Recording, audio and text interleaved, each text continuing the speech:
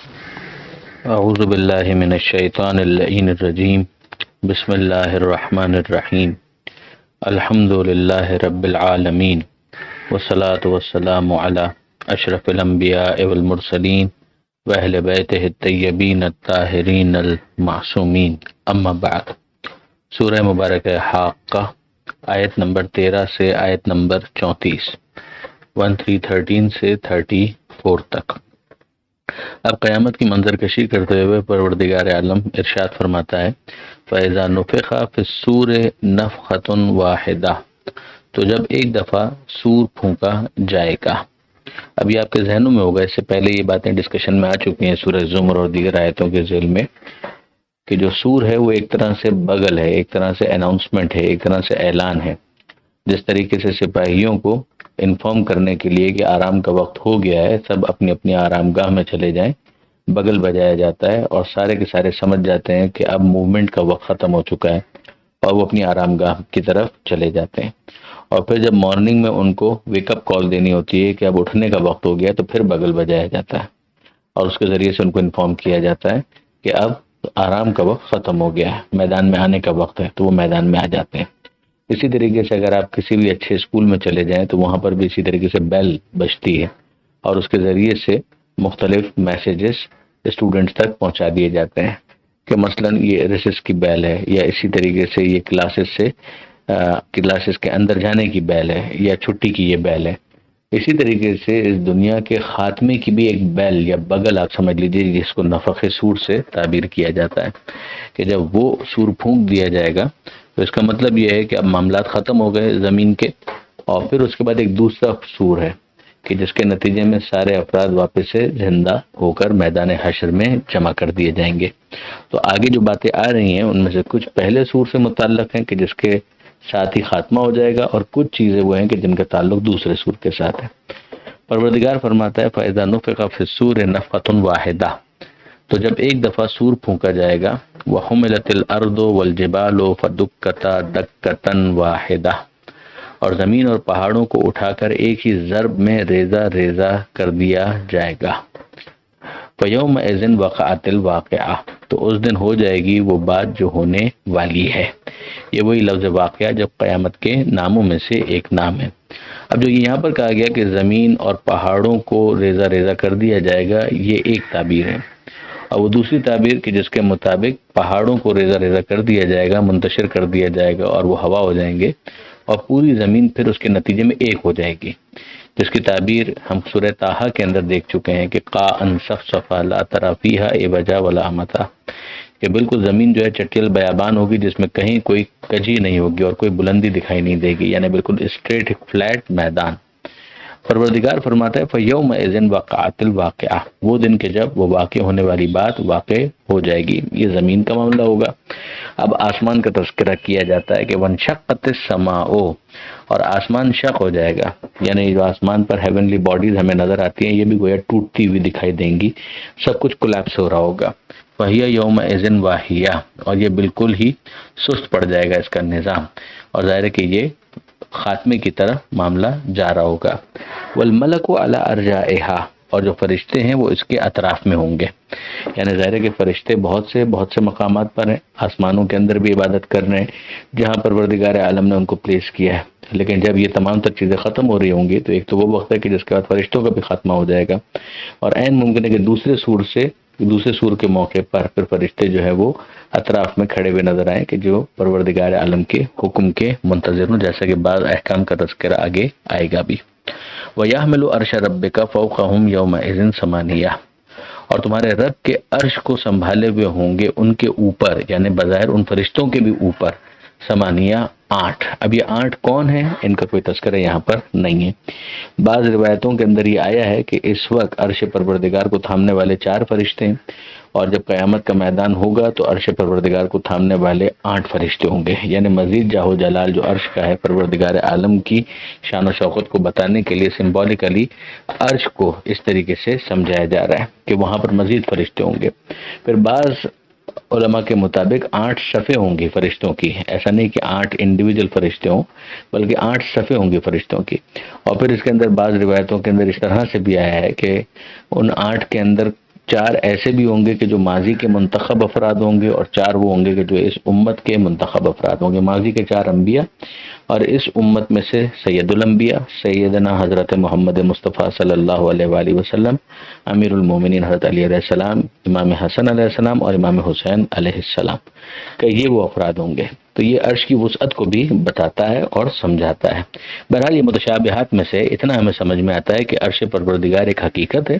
مگر عرش اس تخت کے معنی میں نہیں ہے کہ جس طریقے سے اس دنیا کے اندر ہوتا ہے کہ تخت ہو تو اس کے اوپر کوئی بیٹھا ہوا بھی ہے، تو پروردگار عالم بھی معاذ اللہ اس عرش کے اوپر بیٹھا ہوا ہو نہ۔ پروردگار جسم و جسمانیت سے ماورا ہے، پروردگار عالم جسم و جسمانیت کا خالق ہے، اس کے باب میں یہ تصور بھی گستاخی ہے،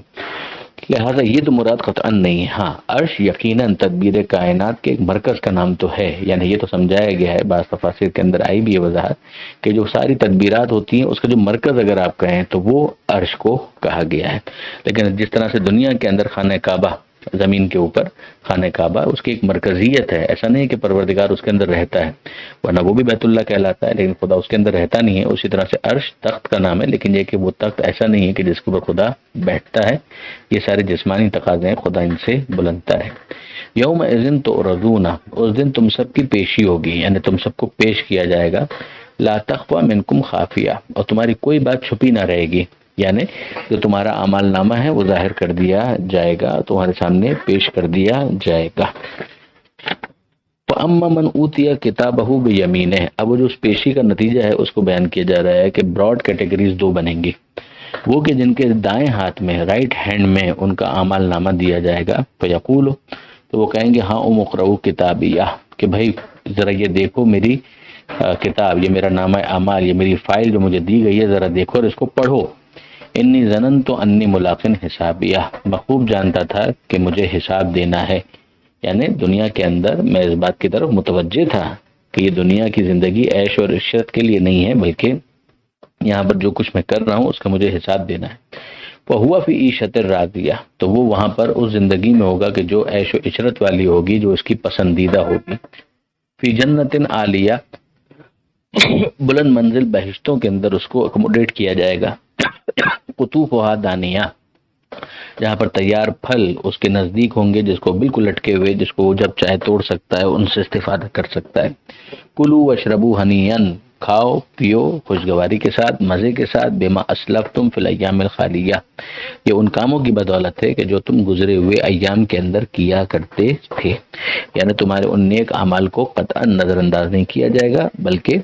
ان کی تمہیں یہاں پر جزا دی جا رہی ہے۔ اب یہاں پر ایک بہت اچھی بات بیان کی گئی، بعض روایات کے اندر آئی ہے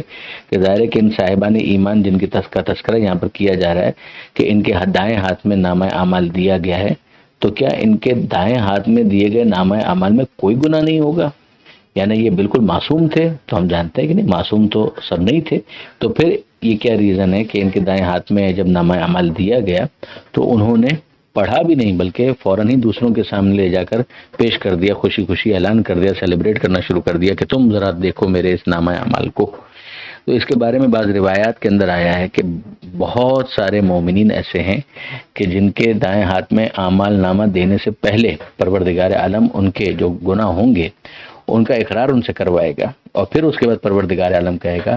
کہ میں نے دنیا میں بھی تمہارے گناہوں کے اوپر پردہ ڈالے رکھا اور یہاں پر بھی تم کو میں معاف کرتا ہوں۔ اب ظاہر ہے کہ یہ وہ افراد ہیں کہ جن کا ایمان خالص ہے اور جن کے ایمان کے بعد اعمال صالحہ بھی بہت زیادہ ہیں۔ اب یہ پروردگار عالم کا لطف و کرم ہے کہ وہ ان کے گناہوں سے درگزر کرتا ہے، نظر انداز کرتا ہے۔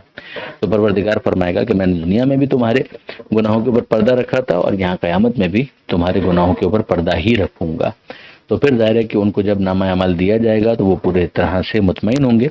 کہ یہ ہماری کامیابی کا اعلان ہے۔ اب ان کے مقابلے میں ایک سائملٹینیس کانٹراسٹ، وَأَمَّا مَنْ أُوتِيَ كِتَابَهُ بِشِمَالِهِ، اور وہ کہ جن کے بائیں ہاتھ میں، لیفٹ ہینڈ میں نامہ اعمال دیا جائے گا، اب وہ پچھتائے گا، فَيَقُولُ، وہ کہے گا یا لیتنی لم اوتا کتابیہ، کاش یہ میرا نامہ اعمال مجھے نہ دیا گیا ہوتا، یہ فائل مجھے نہ پکڑائی گئی ہوتی، ولم ادر ما حسابیہ، اور میں نہ جانتا کہ میرا حساب کیا ہے۔ ایک اور مطلب یہ کیا گیا کہ میں نے اس بات کو نہیں جانا تھا دنیا میں کہ حساب کتاب بھی ہوگا، یعنی جس طریقے سے جن کا نامہ اعمال دائیں ہاتھ میں دیا گیا تھا، رائٹ ہینڈڈ جو افراد ہیں، انہوں نے یہ کہا تھا کہ مجھے اس بات کا خوب اندازہ تھا، مجھے پتا تھا کہ مجھے حساب دینا ہوگا، تو یہ اس بات پر پچھتا رہے ہیں کہ میں نے تو اس بات کو جانا ہی نہیں دنیا کے اندر کہ کبھی حساب کتاب کی منزل بھی آئے گی۔ یا لیتھا کانت القاضیہ، کاش کہ اسی کے ساتھ اختتام ہو جاتا، یعنی یہ جو موت آ گئی تھی اسی کے ساتھ اختتام ہو جاتا، موت کے بعد یہ حشر سامانی نہ ہوتی، یہ میدان قیامت کی ذلت نہ ہوتی۔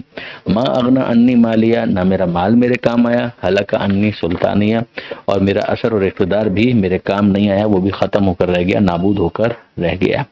اب اثر اور اقتدار، بادشاہ ان کے تو اثر اور اقتدار کے کیا کہنے، جو دنیا کے اندر ظلم و ستم کرنے میں کبھی بھی پیچھے نہیں ہٹتے تھے اور اپنا انفلوئنس استعمال کرتے تھے، لیکن اس کے علاوہ بھی ہم جانتے ہیں کہ سوشل انفلوئنس ہوتا ہے، بہت سارے افراد کا ایک اسٹیٹس ہوتا ہے، وہ اس کے ذریعے سے اپنے کام نکلوا لیتے ہیں۔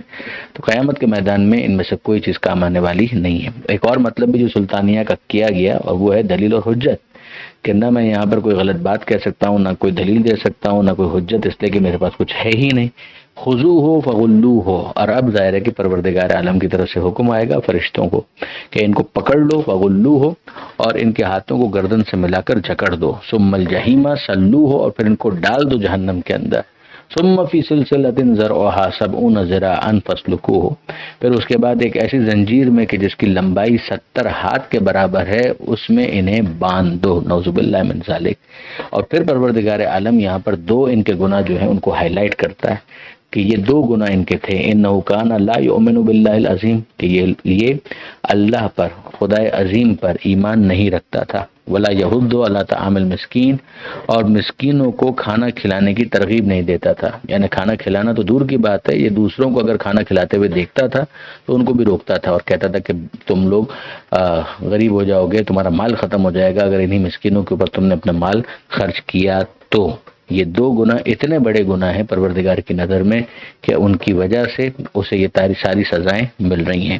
ایک ایمان نہیں تھا اور ایک مسکینوں کو کھانا کھلانے کی ترغیب نہیں دیتے تھے۔ اور دوسری جو اس کی ایک تعبیر ہے وہ یہ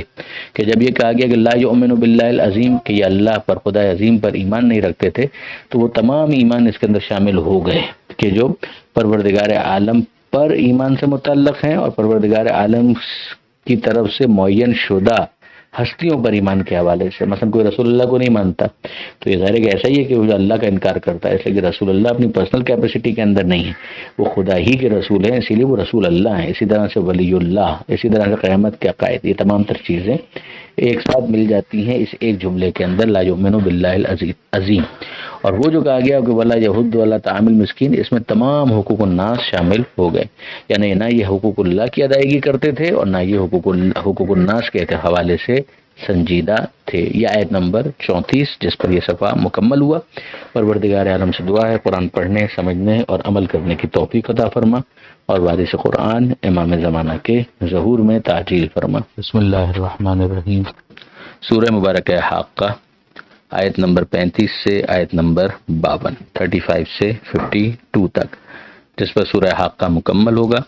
اور پھر اگلا سورہ، سورہ معارج، اس کی ابتدائی 4 آیتیں بھی اسی صفحے پر ہیں، فرسٹ 4 ورسز۔ تو پہلے سورہ حاقہ کی اختتامی آیتیں۔ ہماری بات یہاں تک پہنچی تھی کہ پروردگار عالم نے 2 گروہوں کا تذکرہ کیا، ایک وہ کہ جس کے دائیں ہاتھ میں، رائٹ ہینڈ میں اس کا نامہ اعمال دیا جائے گا اور وہ خوش خوش اپنا نامہ اعمال دوسروں کو دکھا رہا ہوگا۔ اور پھر پروردگار عالم نے ان افراد کا ذکر کیا کہ جن کا نامہ اعمال ان کے بائیں ہاتھ میں یا ان کے لیفٹ ہینڈ میں دیا جائے گا، اور ظاہر ہے کہ وہ حسرت کی تصویر بنا ہوگا، پچھتا رہا ہوگا، اور اسے کہنا شروع کر دے گا کہ کاش کہ یہ نامہ اعمال مجھے نہ دیا گیا ہوتا، مجھے معلوم ہی نہ ہوتا کہ میرا حساب کتاب کیا ہے، کاش کہ وہ جو موت مجھے آئی تھی وہی فیصلہ کن ہوتی، یعنی اس کے بعد کی کوئی زندگی نہ ہوتی، نہ میرا مال مجھے کام آیا، نہ ہی میرا اقتدار، میرا اثر و رسوخ مجھے کام آیا۔ اور پھر پروردگار عالم کی طرف سے حکم ہوگا کہ اسے پکڑ لو، زنجیروں میں جکڑ لو اور جہنم کے اندر ڈال دو۔ اور پھر اس کے بعد پروردگار عالم نے اس زنجیر کی تفصیل بھی بیان کی۔ پہلے کہا گیا فغلوہ، خذوہ فغلوہ، یعنی اسے پکڑ لو اور ہاتھوں کو گردن سے ملا کر جکڑ دو۔ پھر کہا گیا کہ ثم الجحیم صلوہ، اسے ڈال دو جہنم کے اندر، اور ایک ایسی زنجیر کے اندر اسے گرفت میں لے لو کہ جس کی لمبائی 70 ہاتھ ہے۔ اور پھر پروردگار عالم نے 2 بڑے گناہ اس کے گنوائے کہ اللہ پر ایمان نہیں رکھتا تھا اور یہ مسکینوں کو کھانا کھلانے کی ترغیب نہیں دیتا تھا۔ اب اسی کنٹینویشن میں بات آگے بڑھ رہی ہے کہ فَلَيْسَ لَهُ الْيَوْمَ هَاهُنَا حَمِيمٌ، کہ آج کے دن اس کا کوئی مددگار نہیں ہوگا۔ ولا طعام الا من غسلین، اور اس کے کھانے کے لیے بھی کچھ نہیں ہوگا سوائے غسلین کے۔ غسلین کسے کہتے ہیں؟ یہ جو زخموں سے بہتا ہوا مواد ہوتا ہے معاذ اللہ، یعنی انتہائی ہولناک اور انتہائی کریہ منظر ذہن کے اندر آتا ہے کہ جو پیپ بہہ رہا ہے، جو خون بہہ رہا ہے، جو زخموں سے بہتا ہوا مواد ہے، وہی ان کو کھانے کے لیے دیا جا رہا ہے۔ لا یاکلوہ الا الخاطئون، اور اسے نہیں کھانا پڑے گا مگر ان لوگوں کو کہ جو خطا کار ہیں، یعنی جو جان بوجھ کر گناہوں کے اندر انوالو رہتے تھے، یہ وہ ہیں کہ جن کو اس طریقے سے پروردگار عالم کی طرف سے کھانا دیا جائے گا۔ فلا اقسم بما تبصرون وما لا تبصرون، تو ہرگز نہیں، میں قسم کھاتا ہوں اس کی جسے تم دیکھتے ہو اور اس کی بھی کہ جسے تم نہیں دیکھتے۔ یہ ایک انداز ہے ترجمہ کرنے کا کہ لا کو اس طریقے سے انٹرپریٹ کیا جائے کہ یعنی جو تم سمجھ رہے ہو وہ نہیں ہے، میں قسم کھاتا ہوں اس کی کہ جو تم دیکھ رہے ہو، یعنی جو تمہارے مشاہدے کے اندر آ رہا ہے، وہ ظاہر تمہاری آبزرویشنل رینج کے اندر ہے، تو انسان جو کچھ دیکھ رہا ہے وہ تو اسے نظر آ رہا ہے، آسمان نظر آ رہا ہے، زمین نظر آ رہا ہے، زمینات نظر آ رہے ہیں، مگر اسی دنیا کے اندر کتنی چیزیں ایسی ہیں کہ جو ہمیں نظر نہیں آتے، بہت سے بیکٹیریا ہیں جو ہم نہیں دیکھ پاتے، جنات ہیں کہ جن کو ہم نہیں دیکھ پاتے، ملائکہ ہیں کہ جن کو ہم نہیں دیکھ پاتے، اور پھر اس کے بعد جو اس کائنات اور گیلیکسیز کے اندر بہت ساری ایسی چیزیں ہیں کہ جن کو انسان نکیڈ آئی سے نہیں دیکھ پاتا، برہنہ آنکھ سے نہیں دیکھ پاتا، وہ دور کے اجرام فلکی ہیونلی باڈی جن کو دیکھنے کے لیے ٹیلیسکوپ کی ضرورت ہے، اور جہاں ٹیلیسکوپ انسان کی نگاہوں کو پہنچا دیتا ہے تو پھر پتہ چلتا ہے کہ آگے ابھی اور بہت کچھ ایسا ہے کہ جس کو وہ نہیں دیکھ سکتا، تو ان سب کو پروردگار عالم انسان کی اس کی طرف متوجہ کرتے ہوئے کہتا ہے انہ لقول رسول کریم، کہ یہ قول ہے ایک معزز رسول کا، ایک معزز پیغمبر کا۔ اب یہاں پر رسول کریم سے مراد ہے خود پیغمبر اکرم صلی اللہ علیہ وآلہ وسلم، کیونکہ جو آگے الزامات بیان کیے جا رہے ہیں کہ جو عام طور پر مشرکین لگایا کرتے تھے شاعر ہونے کے عنوان سے، کاہن ہونے کے عنوان سے، یہ سب کے سب حضور صلی اللہ علیہ وآلہ وسلم پر لگائے جاتے تھے، تو یہ قرائن بہت ہیلپ کرتے ہیں کسی لفظ کے مطلب کو معین کرنے کے حوالے سے۔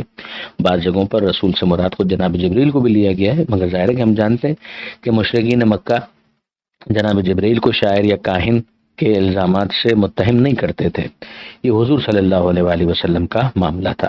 تو یہ بات درست ہے اپنی جگہ پر کہ چونکہ پیغمبر اکرم ان کے سامنے بیان کر رہے تھے، تو ایک اعتبار سے مجازن ہی صحیح مگر اسے قول پیغمبر کہا جا سکتا ہے، کیونکہ جناب جبرائیل علیہ السلام پیغمبر اکرم کے اوپر نازل کر رہے تھے، لہٰذا مجازن اسے جناب جبرائیل کا قول بھی کہا جا سکتا ہے، مگر جو اصل حقیقت ہے وہ یہی ہے کہ جو آگے آ رہی ہے کہ تنزیل من رب العالمین،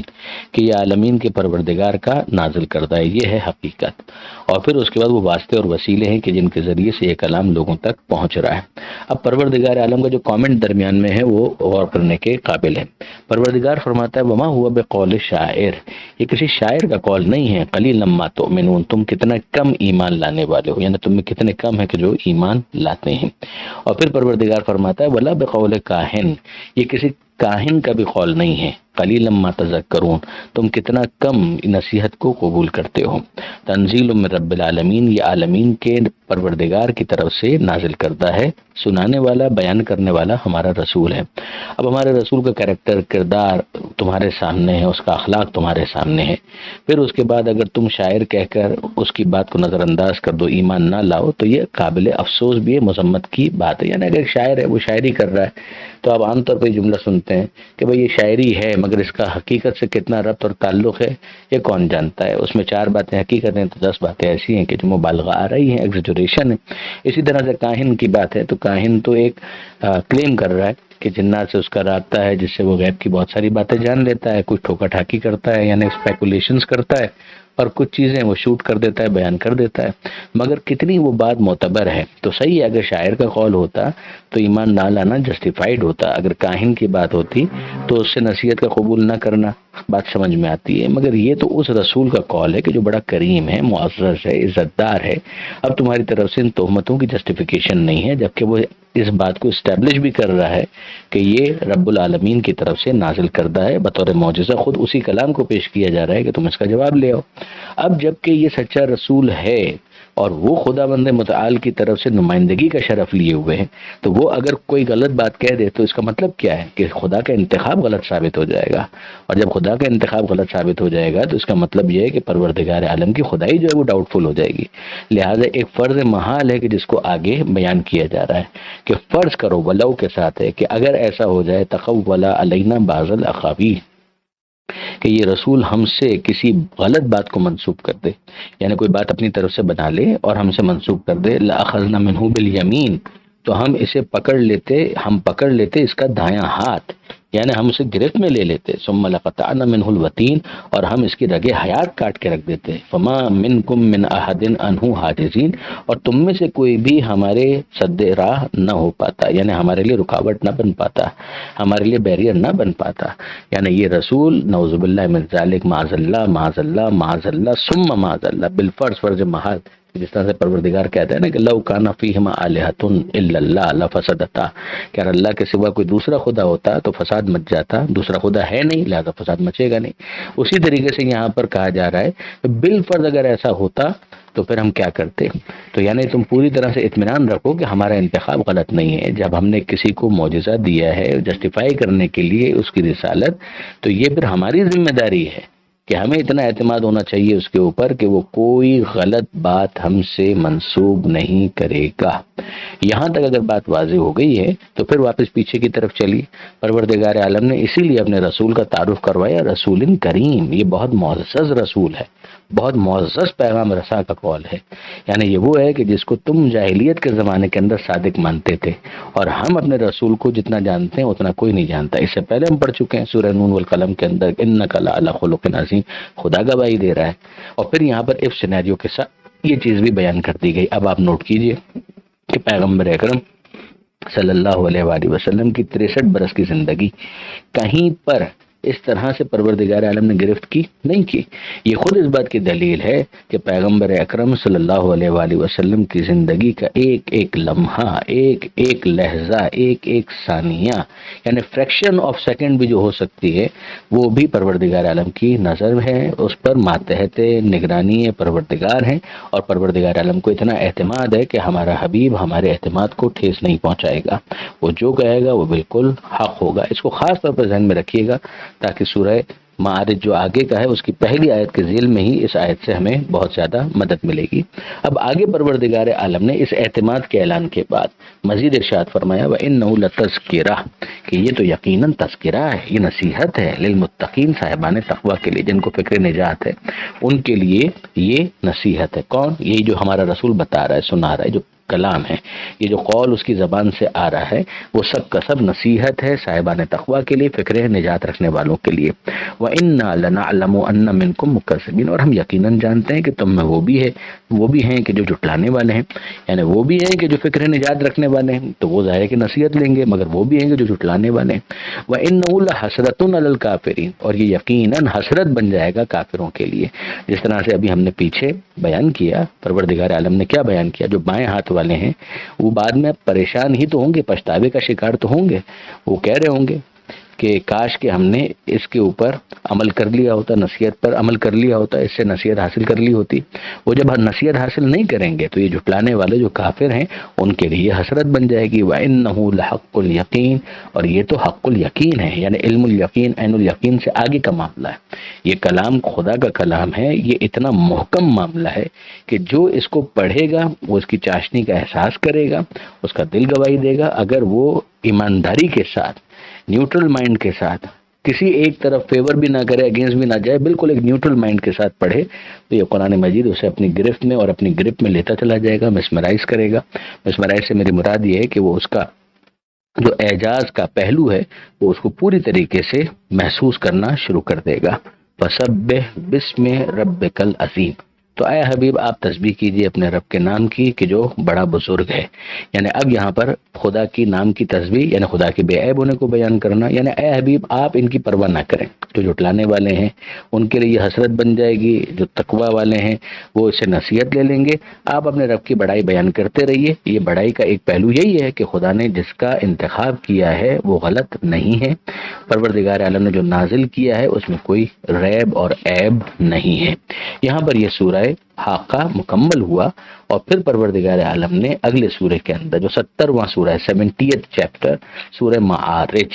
چونکہ اس میں یہ لفظ استعمال ہوا ہے تیسری آیت کے اندر، لہذا اس کا نام پڑ گیا سورہ معارج، اور یہ بھی مکی سورہ ہے مگر اس کے اندر مدنی آیتیں بھی ہیں، اور یہ کوئی حیرت کی بات ہے ہی نہیں۔ قرآن مجید کے اندر مکی سوروں میں مدنی آیتوں کا ہونا، مدنی سوروں کے اندر مکی آیتوں کا ہونا، یہ کوئی انہونی بات نہیں ہے، یہ پلیسمنٹ ہے کہ جو پیغمبر اکرم صلی اللہ علیہ وآلہ وسلم کے حکم سے ہوئی ہے،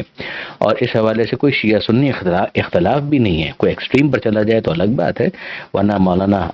ماجدی جو ہے انہوں نے اپنی تفسیر کے اندر، عبد الماجد دریا آبادی نے اپنی تفسیر کے اندر بھی اس حوالے سے لکھا ہے، اور دیگر علماء کرام نے بھی لکھا ہے کہ یہ کوئی انہونی چیز نہیں ہے۔ تو یہ 44 آیتوں پر مشتمل سورہ ہے، چھوٹا سورہ ہے، البتہ 44 آیتیں دیکھنے میں زیادہ ہیں اور چھوٹی چھوٹی آیتیں ہیں۔ ارشاد ہوتا ہے بسم اللہ الرحمن الرحیم، سہارا اللہ کے نام کا جو سب کو فیض پہنچانے والا بڑا مہربان ہے۔ سأل سائل بعذاب واقع، ایک طلب کرنے والے نے طلب کیا اس عذاب کو جو ہونے ہی والا ہے، للکافرین لیس لہ دافع،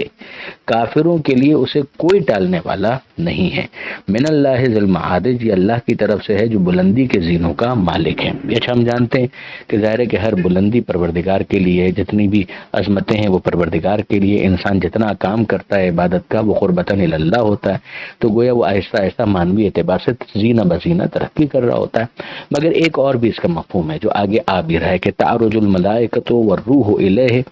کہ ملائکہ اور روح اسی کی طرف بلند ہوتے ہیں، فی یومن، اس دن، کانا مقدار ہو 50,000 سنہ، کہ جس کی مقدار 50,000 سال کے برابر ہے۔ اچھا اب ظاہر ہے کہ ملائکہ کا آنا جانا تو لگا رہتا ہے، پروردگار عالم کی طرف سے ملائکہ نازل بھی ہوتے ہیں، پروردگار عالم کی طرف سے ملائکہ اوپر بلند بھی ہوتے ہیں۔ ہم جانتے ہیں کہ شب قدر کے حوالے سے بھی آتا ہے تنزل الملائکۃ والروح فیہا باذن ربہم من کل امر سلام ہی حتی مطلع الفجر، تو ملائکہ کا نیچے آنا اور اوپر جانا ہوتا ہے۔ مگر ایک اس کا مفہوم یہ لیا گیا کہ جب قیامت کا دن آئے گا، اس لیے کہ یہاں پہ کہا جا رہا ہے فی یومن، کہ اس دن، تو اس دن سے مراد قیامت کو لیا گیا کہ جب زمین کے سارے معاملات اور آسمان کے معاملات ختم ہو جائیں گے اور دنیا کو لپیٹ دیا جائے گا، تو پھر گویا وہ ملائکہ کا جو عملہ ہے وہ سب کے سب خدا کی بارگاہ میں، جو عرش کو آپ مرکز سمجھیں کہ وہاں کی طرف سب کے سب بلندی کے اوپر چلے جائیں گے، اور پھر ظاہر ہے کہ ان کا بھی جو معاملہ ہوگا قیامت تو ان کو بھی فیس کرنی ہے، تو وہ ان کے ساتھ بھی ہو جائے گا۔ اچھا اب اس کے بعد اگلا سوال یہ آتا ہے کہ جناب یہ جو 50 سال کہے گئے تو ان 50 سالوں سے کیا مراد ہے؟ تو اس کے حوالے سے کہا گیا کہ قیامت کا جو دن ہے وہ 50,000 سال کے برابر ہوگا۔ ظاہر ہے کہ سورج چاند تو ختم ہو چکے ہوں گے، مگر یہ جس طریقے سے سورج چاند کی جو موومنٹ ہوتی ہے اس میں جتنا عرصہ لگتا ہے وہ 50,000 سال کا عرصہ وہاں پر لگ جائے گا۔ اس کا حساب کتاب سورج اور چاند کے ذریعے سے نہیں ہوگا، لیکن آپ فرض کیجئے اس وقت سورج اور چاند نہ بھی ہوتے تو بھی آپ کی گھڑی کی جو سوئی ہے وہ تو آگے بڑھی رہی ہے، تو ظاہر ہے کہ اس کے ذریعے سے بھی ٹائم کی کیلکولیشن ہم کر لیتے ہیں، تو یعنی اس مقدار کے برابر وہ ٹائم پیریڈ ہوگا۔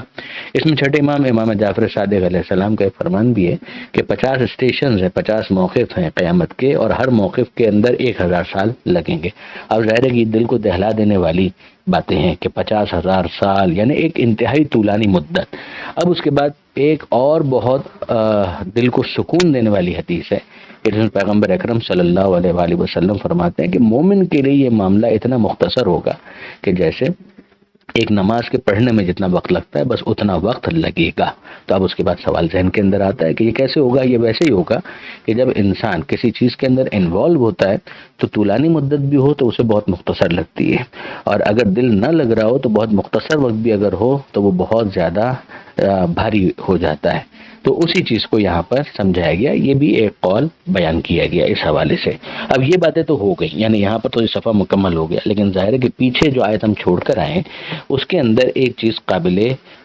تشریح ہے کہ یہ جو کہا گیا کہ سأل سائل بعذاب واقع، کہ سوال کیا سوال کرنے والے نے، تو یہ تو واضح طور پر سمجھ میں آتا ہے کہ کوئی خاص شان نزول ہے اس کا، کہ جس کے اندر کسی سوال کرنے والے نے سوال کیا ہے، طلب کرنے والے نے طلب کیا ہے، تو کیا اس کا بیک گراؤنڈ تھا؟ یہ وہ موقع ہے کہ جہاں پر ہمیں توجہ کرنی پڑے گی۔ غدیر خم کا میدان تھا، حضرت امیر المومنین علی علیہ السلام کی ولایت اور جانشینی کا اعلان کیا پیغمبر اکرم صلی اللہ علیہ وآلہ وسلم نے، یہ کہہ کر کہ لست اولی بالمؤمنین من انفسہم، کہ کیا میں مومنین سے اولا نہیں ہوں، ان کے نفوس سے زیادہ ان کے اوپر حق نہیں رکھتا؟ سب نے کہا کیوں نہیں اللہ کے رسول، پورا خطبہ اس میں یہ جملہ، اور پھر پیغمبر اکرم نے صلی اللہ علیہ وآلہ وسلم اپنے ہاتھوں پر بلند کیا اور کہا کہ من کنت مولا ہو فہذا علی مولا، جس کا میں مولا اس کا علی مولا۔ اچھا، اب اس کے بعد اولا کہہ کر مولا کے مطلب کی تو تشریح پہلے ہی پیغمبر نے کر دی، اور یہ بھی بتا دیا کہ جو تم نہیں ہو وہ علی ہے، اس لیے کہ تمہیں تو بتایا جا رہا ہے کہ جس کا میں مولا ہوں اس کے علی مولا ہے۔ اچھا، اب یہ بھی بات چلیے واضح ہو گئی۔ اب اس کے بعد ہوا یہ کیس کہ وہاں پر ایک شخص نے، جس کا نام نعمان بن حارث بھی بتایا گیا، حارث بن نعمان بھی بتایا گیا، اور اس کے علاوہ بھی بعض دیگر نام آئے ہیں، اس نے آ کر پیغمبر اکرم صلی اللہ علیہ وآلہ وسلم سے اس واقعے کے بعد یہ کہا کہ اللہ کے رسول، آپ نے توحید کی بات کی، ہم نے مان لی، رسالت کی بات کی، ہم نے مان لی، نماز کا کہا ہم نے ادا کر دی، وغیرہ وغیرہ۔ اب آپ نے اس جوان کو ہمارے لیے جانشین بھی مقرر کر دیا، مولا بھی بنا دیا، تو یہ کام آپ نے اپنی طرف سے کیا ہے یا خداوند متعال کے کہنے پر کیا ہے؟ اب یہ جملے ہی بتا رہے ہیں کہ اسے نہ رسالت کی معرفت ہے نہ رسول اللہ کی معرفت ہے۔ پیچھے ہم پڑھ کر آئے ہیں ابھی کہ پروردگار عالم پہلے ہی کہہ چکا ہے کہ لو تقول علینا بعض الاقاویل، کہ اگر یہ ہمارے طرف کوئی بھی غلط بات منسوخ کرتا تو ہم اسے موقع ہی نہ دیتے، ہم اس کی رگے جہاں کاٹ دیتے معاذ اللہ۔ تو پیغمبر اکرم نے اس موقع پر انتہائی متانت کے ساتھ، اخلاق کے ساتھ اسی بات کو دہرا دیا کہ یہ خدا کا حکم تھا جو میں نے تم تک پہنچا دیا۔ اب آپ دیکھیے کہ اس نے سورہ انفال کی وہ آیت پڑھ دی جو ٹھیک ہے کسی اور موقع پر نازل ہوئی تھی، مگر اس نے خود کے لیے عذاب کو طلب کیا یہ کہہ کر کہ ان کان ھذا ھو الحق من عندک فامطر علینا حجارۃ من السماء، کہ اے پروردگار اگر یہ تیری طرف سے حق ہے تو ہم پر آسمان سے پتھر برسا اور کوئی دردناک عذاب لے آ۔ تو جس کے بعد ایک پتھر آسمان سے نازل ہوا اور وہیں پر حارث بن نعمان فہری وہ ہلاک ہو گیا۔ اس کو یہاں پر بیان کیا جا رہا ہے کہ سأل سائل بعذاب واقع، کہ سوال کرنے والے نے، طلب کرنے والے نے طلب کیا ایک ایسے عذاب کو جو واقع ہونے والا تھا، للکافرین لیس لہ دافع، جو کافروں کے لیے ہرگز ٹلنے والا نہیں تھا۔ اب یہ جو کہا گیا تو سمجھ میں آتا ہے کہ وہ کفر کیے بیٹھا تھا، اس کا جملے بھی بتا رہے ہیں، وہ پیغمبر اکرم کی رسالت ہی کو نہیں مانتا، وہ اپنے لیے عذاب کا طلبگار ہو رہا ہے، یعنی پیغمبر اکرم کے حوالے سے اس کا دل قطعاً مطمئن نہیں ہے، تو اس کے نفاق کو اس موقع پر آشکار کیا گیا ہے۔ اچھا، اب کیا یہ واقعہ جو میں نے آپ کے سامنے بیان کیا، کیا اس شان نزول کو صرف شیعہ علماء نے لکھا ہے؟ ایک سوال تو ہے، جواب یہ ہے کہ شیعہ علماء نے تو یقیناً لکھا ہے، مگر کیا برادران اہل سنت کے علماء نے بھی اس کو لکھا ہے؟ جی ہاں، برادران اہل سنت کے بھی بڑے محترم علماء ہیں کہ جنہوں نے اس کو لکھا ہے، 30 کے قریب اس کے ریفرنسز ملتے ہیں، میں کچھ آپ کی خدمت میں عرض کر دیتا ہوں۔ تفسیر شفاء الصدور جناب ابو بکر نقاش موصلی، جناب امام ثعلبی کی تفسیر الکشف والبیان، ابو یحییٰ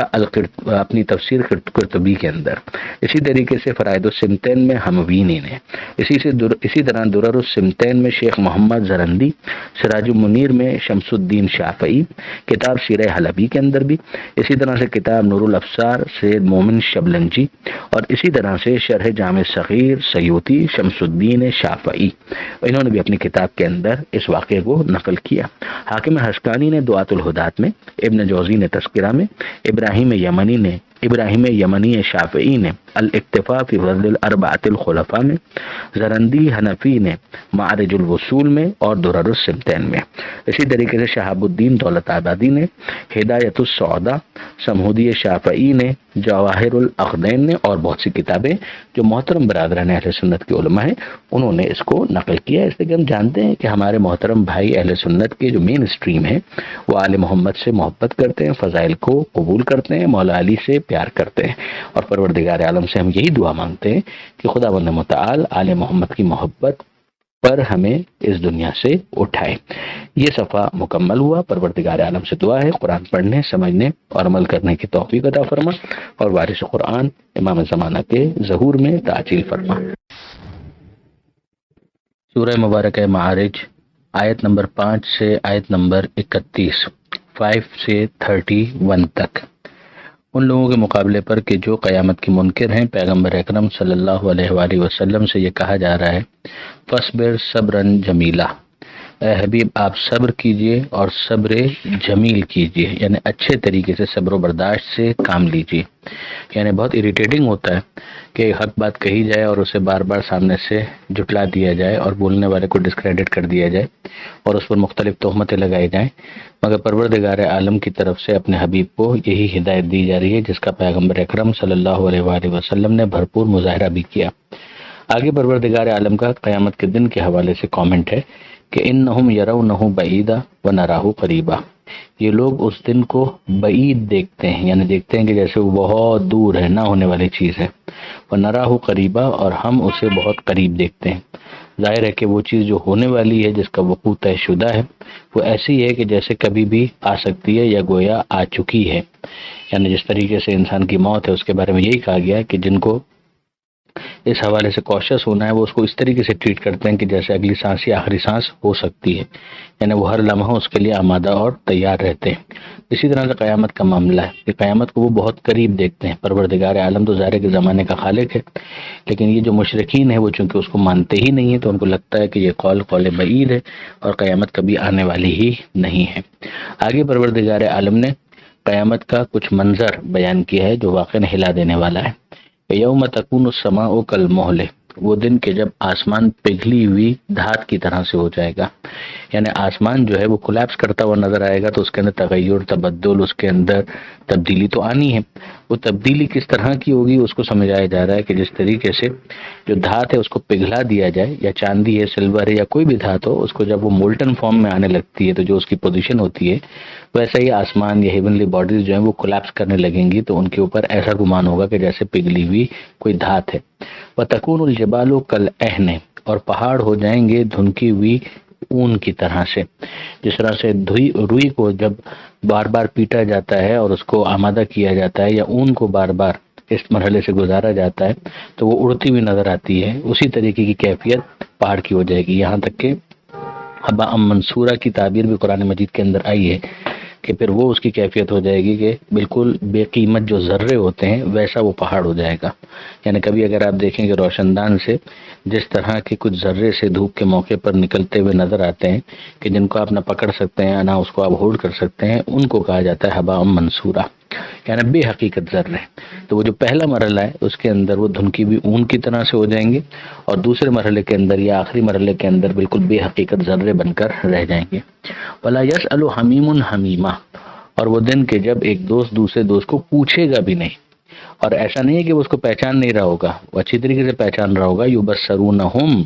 ان کو دکھلایا جائے گا کہ یہی ہیں تمہارے جگری یار، مگر وہ ان کو پہچان نہیں پائیں گے، اس لیے کہ نفسا نفسی کا عالم ہوگا، سب کو اپنی اپنی پڑی ہوگی۔ یود المجرم لو یفتدی من عذاب یومئذ ببنیہ، اس دن مجرم یہ چاہیں گے، پسند کریں گے کہ کسی طریقے سے فدیہ دے کر اپنی جان چھڑائیں اور اس عذاب سے اپنے آپ کو بچائیں، اور وہ فدیہ دینے کے لیے کس کس کو تیار ہو جائیں گے؟ ببنیہ، اپنی اولاد کو بھی، وصاحبتہ ہی، اپنی شریک حیات کو بھی، واخی، اپنے بھائی کو بھی، وفصیلتہ التی تؤوی، اور وہ قبیلہ، وہ عشیرہ، وہ ان کے رشتہ دار خاندان کے جہاں وہ پناہ لیا کرتا تھا، وہ سب کا سب وہ فدیے کے طور پر دینے کے لیے تیار ہو جائے گا۔ نہیں، ایک مرحلہ اور آگے، ومن فی الارض جمیعا ثم ینجی، جو کچھ زمین میں ہے وہ سب وہ دینے کے لیے تیار ہو جائے گا کہ اس کے بعد ہی اس کو نجات مل جائے۔ مگر کیا اسے نجات ملے گی؟ دیکھیے، ایک انسان دنیا کے اندر، زندگی کے اندر بہت کچھ غلط کر جاتا ہے اور اسی وجہ سے تو وہ مجرم قرار پاتا ہے، مگر کئی مرتبہ وہ یہ عذر پیش کرتا ہے کہ میں اپنے لیے نہیں، اپنی اولاد کے لیے، اپنے گھر والوں کے لیے یہ غلط کام کرتا ہوں، مال حرام کماتا ہوں۔ مگر قیامت کے میدان کی جو منظر کشی ہے وہ یہ ہے کہ اس عذاب سے بچنے کے لیے انسان فدیے کے طور پر اپنے گھر والوں کو، اپنی اولاد کو، اپنے بیٹوں کو، اپنی بیوی کو، اپنے بھائی کو، اپنے رشتہ داروں کو، یہاں تک کہ جو کچھ بھی زمین میں ہے اگر سب اس کی ملکیت میں ہو تو وہ سب کا سب خدا کی راہ میں فدیے کے عنوان سے دینے کے لیے تیار ہو جائے کہ اس کے بعد اسے نجات مل جائے۔ ثم ینجی ہے، کلا، ہرگز نہیں، انہا لظا، یہ تو ایک بھڑکتا ہوا شعلہ ہے، بھڑکتی ہوئی آگ ہے، نزاعۃ للشوا، اور یہ ادھیڑ کر رکھ دینے والی ہے انسان کی کھال کو۔ یعنی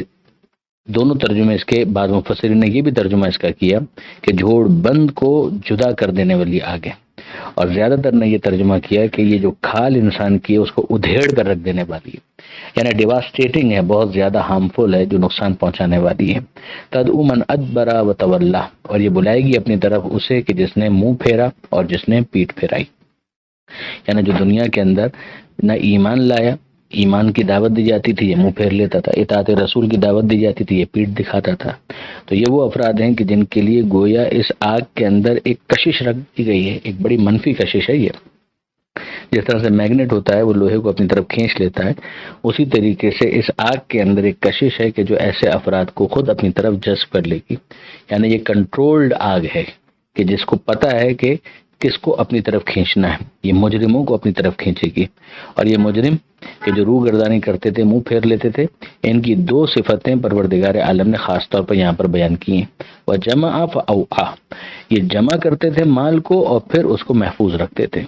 یعنی ان کا کل ہم و غم یہ تھا کہ کسی طریقے سے ان کا مال بڑھتا چلا جائے، ان کا بینک بیلنس بڑھتا چلا جائے،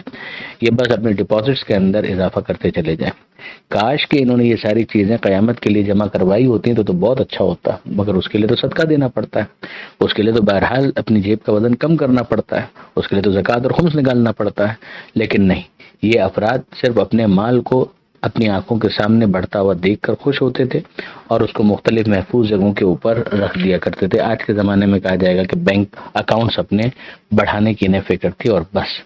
ان الانسان خلق ہلوعا، اب پروردگار عالم کا ایک کامنٹ ہے، تبصرہ ہے، یہ تو قیامت کی منظر کشی تھی، اب پروردگار عالم کی طرف سے ایک تبصرہ آ رہا ہے کہ ان الانسان خلق ہلوعا، انسان پیدا ہی اس طرح سے کیا گیا ہے کہ وہ ہلوعا ہے، چھوٹے دل والا ہے، یعنی بخل کی طرف مائل ہوتا ہے۔ مگر کیا یہ بخل کی طرف مائل ہونا اس کو مجبور کر دیا گیا کہ وہ ایسا ہی رہے گا؟ یہی تو اس کا امتحان تھا، فَأَلْهَمَهَا فُجُورَهَا وَتَقْوَاهَا، کہ اس کے اندر اس کو فجور بھی رکھا گیا ہے، تقویٰ بھی رکھا گیا ہے۔ یہاں پر جو بتائی جا رہی ہے صفت وہ نیگیٹو ہے، مگر اسی کے خلاف تو اسے جہاد کرنا ہے، یہی تو تزکیہ نفس ہے کہ جس کے ذریعے سے اسے اپنے آپ کو پیوریفائی کرنا تھا، مگر اس کی کیفیت یہی ہے کہ اگر مال مل جائے تو بے دل چھوٹا ہو جاتا ہے، خرچ کرنے کا حوصلہ نہیں ہوتا۔ اذا مسہ الشر جزوعا، جب اسے کوئی مصیبت، کوئی پریشانی چھو جاتی ہے تو بے قرار ہو جاتا ہے، جزوعا ہائے وائے کرنے لگتا ہے۔ وَإِذَا مَسَّهُ الْخَيْرُ مَنُوعًا، اور جب اسے دولت ذرا سے بھی مل جائے تو پھر منوعا، وہ بخل کرنے لگتا ہے، اس کے اوپر پہرے بٹھا دیتا ہے۔ ہاں الا المصلین، اب وہ جو تزکیہ نفس کے ذریعے سے اپنے آپ کو پیوریفائی کرتے ہیں ان کی صفات شروع ہوتی ہیں، اور یہ تقریباً 9 سے 10 صفات ہیں کہ جو پروردگار عالم نے بیان کی۔ ہاں مگر وہ جو نماز پڑھنے والے ہیں، یہ نماز پڑھنے والے یعنی اب انہیں خوف خدا آ گیا،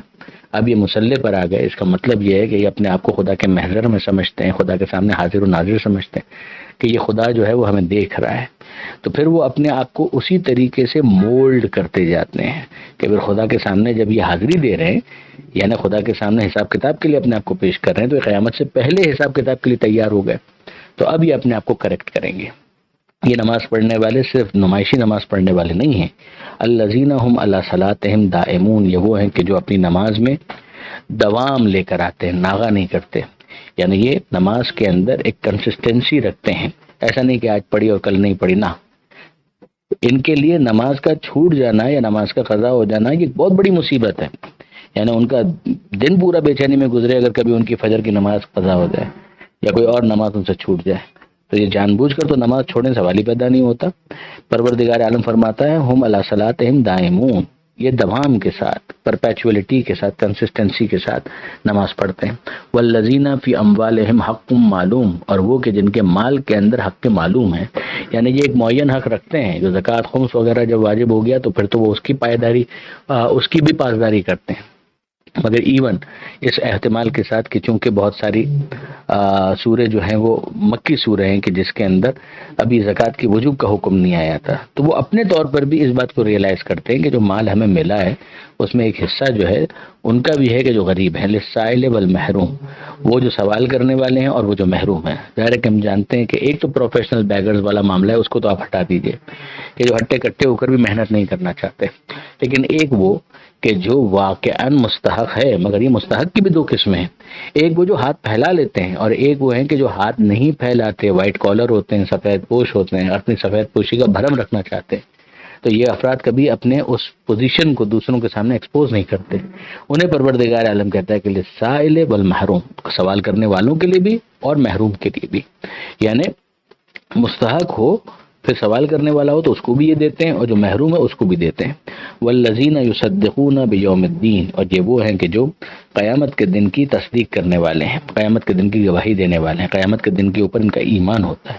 والذین هم من عذاب ربهم مشفقون، اور یہ وہ ہیں کہ جو اپنے رب کے عذاب سے خوفزدہ رہتے ہیں. ان عذاب ربهم غیر مأمون، یقیناً ان کے رب کا عذاب جو ہے اس سے مطمئن نہیں ہوا جا سکتا. یہ کوشش رہتے ہیں کہ حق تو یہ ہے کہ حق ادا نہ ہوا، کہ بہرحال ہم کچھ بھی کر لیں وہ کہاں سے عمل لے کر آئیں کہ جو خدا کے معیار کے مطابق. ہاں بہرحال یہ اس کی ربوبیت ہے، پروردگار عالم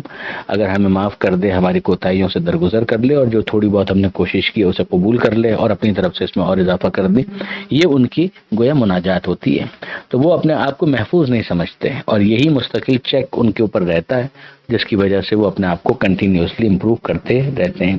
والذین هم لفروجهم حافظون، اور یہ وہ ہیں کہ جو اپنی شرمگاہوں کی حفاظت کرنے والے ہیں، یعنی بدکار اور بدکردار نہیں ہوتے ہیں. نعوذ باللہ من ذالک، ایڈلٹری کی طرف، زنا کی طرف نہیں جاتے، عریانی کی طرف نہیں جاتے. یعنی اس میں مردوں کے لیے بھی خواتین کے لیے بھی ایک تو وہی کہ زنا کی طرف نہیں جاتے، عریانی کی طرف نہیں جاتے، یعنی جتنا حجاب خدا نے مانگا ہے اس کا وہ خیال رکھتے ہیں. الا علی ازواجہم او ما ملکت ایمانہم، ہاں ایک چیز جو اس کے اندر استثناء کی گئی ہے، دو چیزیں. ایک تو ان کی ازواج کہ وہ تو ان کی لیگل شریک حیات ہے، اسپاؤس ہے، تو ان کے ساتھ جو روابط ہیں، تعلقات ہیں، یہ تو بالکل جائز ہیں، بلکہ اپریشیٹڈ ہے، یہ ان کا حق بھی ہے اور یہ درست طریقہ ہے. اور اسی طریقے سے ما ملکت ایمانہم، جو ان کے کنیزیں ہیں، یعنی جو ان کی ملکیت کے اندر ہے، اس کا جو لافل طریقہ ہے اس کے مطابق، فإنہم غیر ملومین، تو اس پر انہیں کوئی ملامت نہیں ہے، نہ ان کو کنڈیم کیا جائے گا، بلکہ یہ تو بالکل اچھی چیز ہے، یہ تو ہونا چاہیے. فمن ابتغى وراء ذلك فاولئک هم العادون، ہاں جو اس کے آگے پھر چلا جائے، اس سے بیونڈ، یعنی اس لائن کو کراس کر لے، یہ ریڈ لائن ہے، فاولئک هم العادون، تو وہ پھر ستمگار ہے، پھر وہ ٹرانسگریسر ہے. یہ آیت نمبر 31 کے جس کے اوپر یہ صفحہ مکمل ہو گیا. لیکن آگے اگر آپ دیکھیں تو مزید چند صفات باقی ہیں. اس میں امانتوں کا ذکر ہے، وعدے کی پاسداری کا ذکر ہے،